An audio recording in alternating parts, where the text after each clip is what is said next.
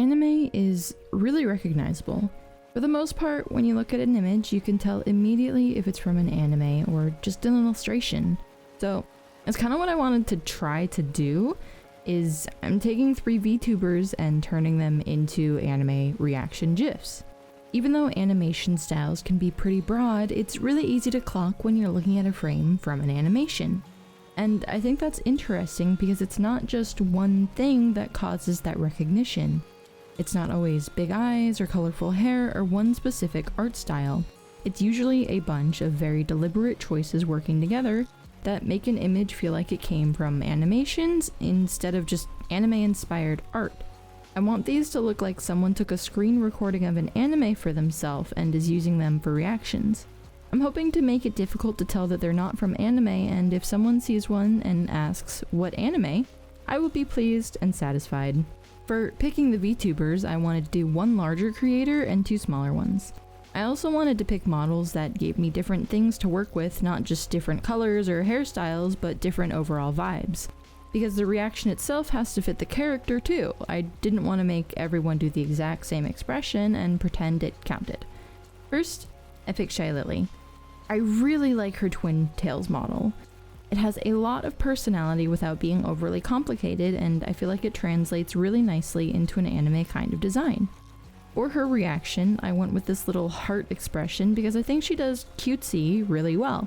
It felt like something that could genuinely be clipped from a romance anime where the character is either confessing her love or stalking her love interest.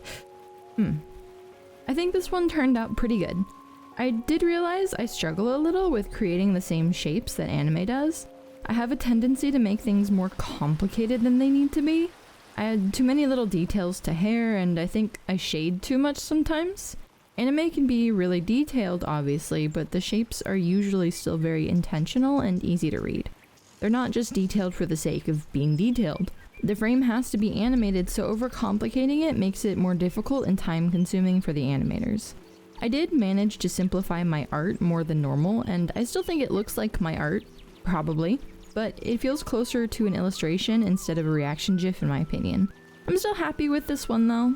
It looks good, I think. Next, I picked Waffle Bean. I've seen her videos pop up on YouTube pretty often, and while I haven't actually checked her content, I think she has a really unique and recognizable model. The theme, the hair, the overall silhouette, you can tell who it is pretty quickly. For hers, I wanted to do a more tired kind of deadpan reaction, something that feels like a character has just been told the worst possible news in an unknown language and has no idea of what's going on.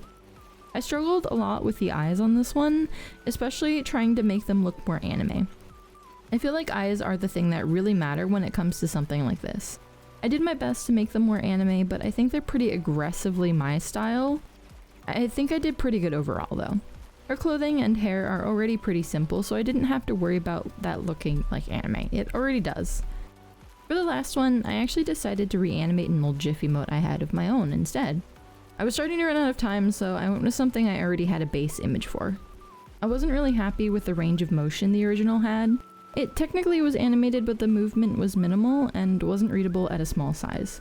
Which, like, an emote is small, so the point was kind of voided.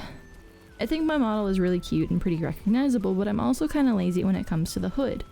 I draw it for full illustrations, but I leave it out of sketches and definitely did not feel like animating it. So for this, I simplified my design a little and left my hood out. It's something animation does a lot. A character can have a really detailed design and rendering in a still image, but when they're moving, you usually have to decide which details are actually important enough to keep. Otherwise, every frame takes 10 years to complete and it gets really difficult to make each frame match up properly.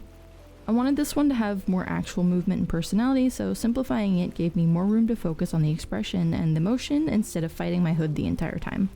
Overall, I think this was a really fun experiment. I don't think I perfectly cracked the code on making my art look like it came straight out of anime, but I feel like I learned a lot about what makes those frames feel so recognizable in the first place.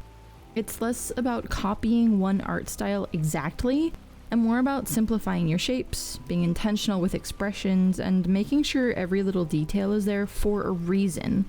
Which is hard for me because my natural instinct is apparently to add 17 extra hair pieces and give everything unique shapes. I had a lot of fun making these reaction GIFs. I like that they're small art projects with an actual purpose instead of just being an illustration that I finish and then immediately throw into a folder somewhere.